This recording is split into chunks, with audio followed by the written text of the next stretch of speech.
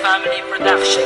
Ang ating bayan, ilan to kakalag sa pagkatapos. Halos lahat tayo alipin ang pagkahigahos. At tapos lahat tayo ay bawang biktima ng ating mga gawang katumbas ay 15. Kaming mga kabataan ay waring nakakulong. Di naman kami adik, ngunit bakit parang lulong? Sa binubuga ng pabrikang dulot ng pagkalason. At may itatama mo pa ba ang naganap kahapon? Hindi namin makita ang tunay na simbolo. Ang pagmamahal sa kalikasan ba ay simbolo ng isip ko't isip mo, ng isip nating lahat? Sinong dapat nasisihin, di ba tayo ring lahat? Tayo rin ang responsable, sinong irresponsable? Bakit itong posible ay nagiging imposible? Kailan ka ba kikilos para maisalba? Kailan magwawakas ang bumabalot na kaba? Wala na bang katapusan? Puro hirap ang ating nararanasan. Kapaligiran, patuloy pang mawawasan. Anong gagawin at kanino dapat umasa? Wala na bang katapusan? Puro hirap ang ating nararanasan. Kapaligiran, patuloy pang mawawasan.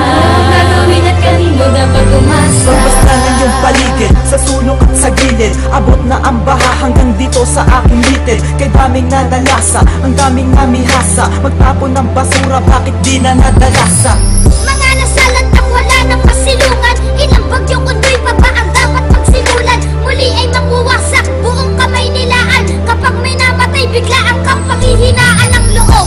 Aniw ay pinabalot ng bagabag. Inanod ang lahat, ang natira na lang ay papan. Ito ay nagmula pa sa ting mga ninuno. Ang aral na itinawid sa ting mga pinuno. Putulin pa ang puno, sino nagpasimuno? Ito ang pangungusap kung parang walang sinuno. Parang isang krimen, di mahanap ang hustisya. Walang ibang kasangkot kundi ang mga pulisya. Wala na bang katapusan? Puro hirap ang ating nararanasan. Kapaligiran, patuloy pang mawawasan. Anong gagawin at kanino dapat umasa? Wala na bang katapusan? Puro hirap ang ating nararanasan. Kapaligiran, patuloy pang mawawasan. Anong gagawin at kanino dapat umasa? Natapon sa paligid ng iba't ibang basura. Inibot mo ang iyong mata, ano na bang itsura? At itim pa rin ang ilog, di na nabalik sa dati. Di na magbabago to, idaan man sa debate. At tirik pa rin yung lupa na gumuhulong sa bagyo. Walang ibang balita dyan sa TV at sa radyo. At maging sa mga dyaryo, ano ba ang sinasabi? Ang kalamidad na to,